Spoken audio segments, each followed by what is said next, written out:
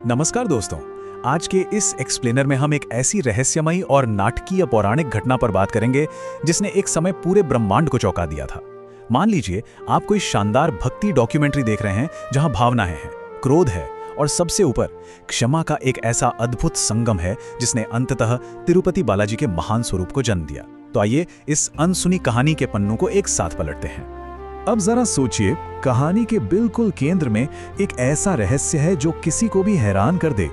महर्षि भृगु जैसे परम ज्ञानी संत ने भगवान विष्णु की छाती पर सीधे प्रहार क्यों किया?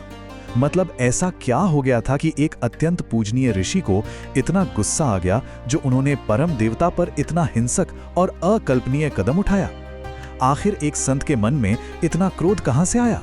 तो चलिए सबसे पहले बात करते हैं इस ईश्वरीय परीक्षा की, जहां त्रिदेवों का परीक्षण होना था।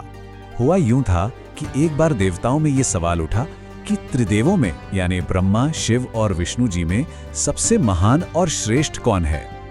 अब इस बहुत बड़े रहस्य को सुलझाने की जिम्मेदारी दी गई महर्षि भृगु को।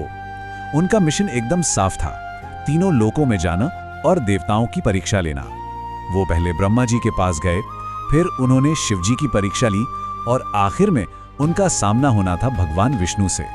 ये कोई आम यात्रा नहीं थी, बल्कि ये तय करने का अभियान था कि ब्रह्मांड में सर्वोच्च कौन है। और यहीं से शुरू होता है कहानी का दूसरा और सबसे चौंकाने वाला हिस्सा, विष्णु जी पर प्रहार। जैसे ही महर्षि भृगु वैकुंठ पहुंचे, उन्होंने बिना कुछ सोचे समझे भगवान विष्णु के वक्षस्थल पर यानी उनकी छाती पर बहुत ही जोर से प्रहार कर दिया। जी हाँ, बिल्कुल सही सुना आपने। जो पूरे ब्रह्मांड के पालनहार हैं, उन पर ऐसा सीधा हमला, जिसने भी इसके बारे में सुना वो सन्न रह गया। ये सम्मान और मर्यादा की हर सीमा को पार करने वाला काम था और स्पष्ट रूप से एक बहुत बड़ा अपराध लग रहा था। अब आते हैं इस घटना के सबसे अहम हिस्से पर, यानी परम धैर्य की शक्ति पर। अब आप ही बताइए, अगर किसी पर ऐसा अचानक और कठोर प्रहार हो तो क्या होगा? जाहिर सी बात है, भयंकर गुस्सा आएगा और तुरंत सजा मिलेगी।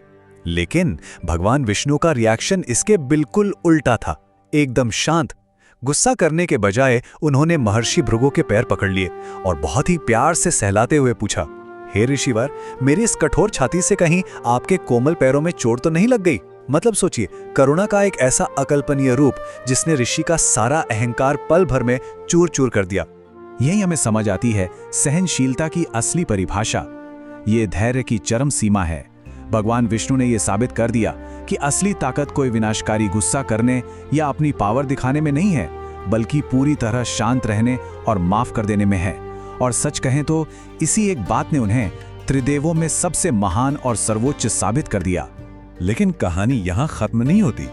इसका एक बहुत बड़ा असर हुआ देवी लक्ष्मी के प्रस्थान के रूप में।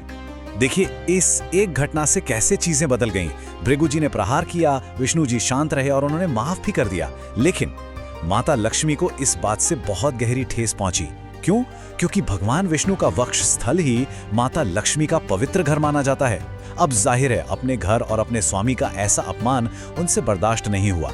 इसी गुस्से और दुख में वो वैकुंठ छोड़कर सीधा पृथ्वी पर आ गईं। और फिर उनके वियोग में भगवान विष्णु को भी उन्हें ढूंढते हुए वैकुंठ से पृथ्वी पर आना पड़ा।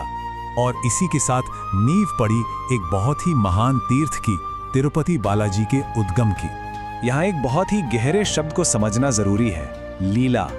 जो चीज हमें बाहर से एक ऋषि का गुस्सा, एक देवता का अपमान या देवी का रूठना लग रही थी ना, वो दरअसल एक बहुत बड़ी ईश्वरीय योजना थी। एक ऐसा भव्य ब्रह्मांडीय नाटक जिसे पृथ्वी पर एक बहुत बड़े उद्देश्य को पूरा करने के लिए रचा गया था।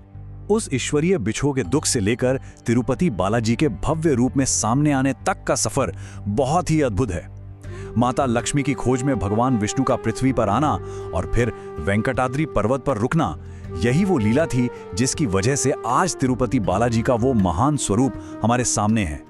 एक ऐसा स्वरूप जहां रोज लाखों लोग पूरी श्रद्धा से सिर झुकाते हैं। यह सिर्फ एक कहानी नहीं है, बल्कि एक शुद्ध भक्ति कथा है जो प्रेम, वियोग और अंततः दुनिया के कल्याण की ओर ले जाती है।